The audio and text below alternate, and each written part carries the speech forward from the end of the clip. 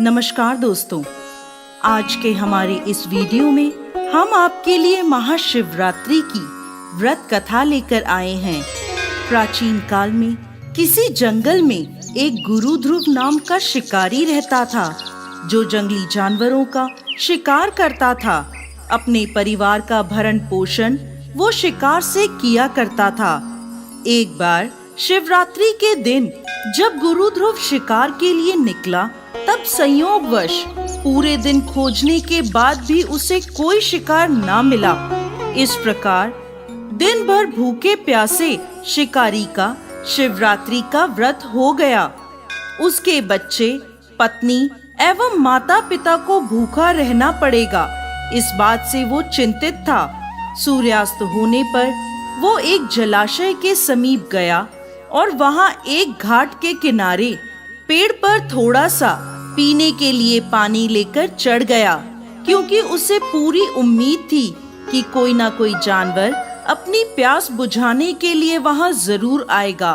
वो पेड़ बील पत्र का था और उस पेड़ के नीचे एक शिवलिंग भी था, जो सूखे बेलपत्र से ढका होने के कारण दिखाई नहीं दे रहा था। रात का पहला पहर बीतने से पहले एक हिरनी वहां पानी पीने के लिए आई। उसे देखते ही शिकारी ने अपने धनुष पर बाण साधा। ऐसा करने से उसके हाथ के धक्के से कुछ पत्ते और जल की कुछ बूंदें नीचे शिवलिंग पर गिर गईं और अनजाने में शिकारी के पहले पहर की पूजा हो गई। पत्तों की आवाज से हिरनी ने जब ऊपर देखा तो भयभीत होकर शिकारी से कांपते हुए स्वर में बोली, मुझे मत मारो। शिकारी ने कहा, मैं और मेरा परिवार भूखा है, इसलिए तुम्हें नहीं छोड़ सकता। हिरनी भयभीत होकर शिकारी से जीवन दान की याचना करने लगी। बोली, मेरे छोटे छोटे बच्चे हैं और मेरे वापस लौटने का इंतजार कर रहे हैं। मैं उन्हें अपने पति को सौंप आऊं, फिर तुम मुझे मार देना। मुझे बस इतना समय दे दो। झूठ नहीं बोल रही, तुम मुझ पर विश्वास करो। मैं शीघ्र ही लौट आऊंगी।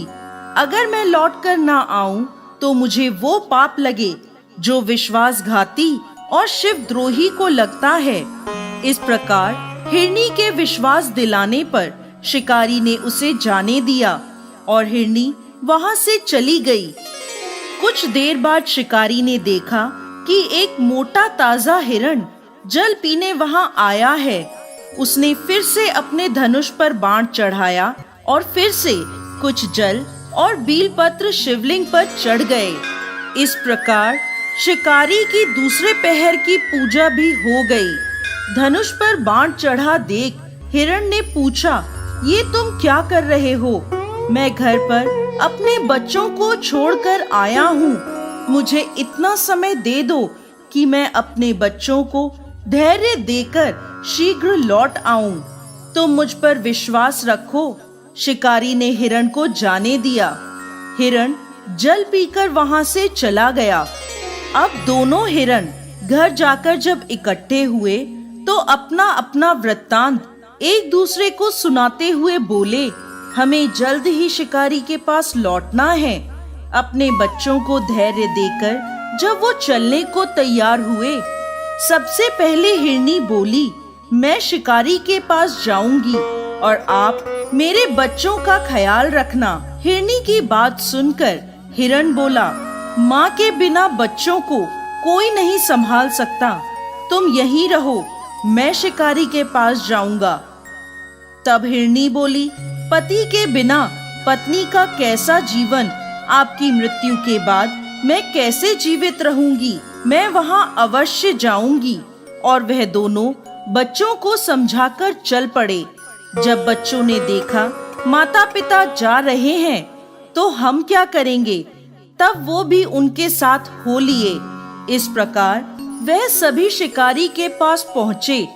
उन्हें देखकर शिकारी ने झट से धनुष पर बाण चढ़ाया, जिससे फिर कुछ बीलपत्र और जल शिवलिंग पर चढ़ गया, जिससे शिकारी के तीसरे पहर की पूजा भी हो गई और उसके दुष्कर्म नष्ट हो गए और उसे ज्ञान की प्राप्ति हुई।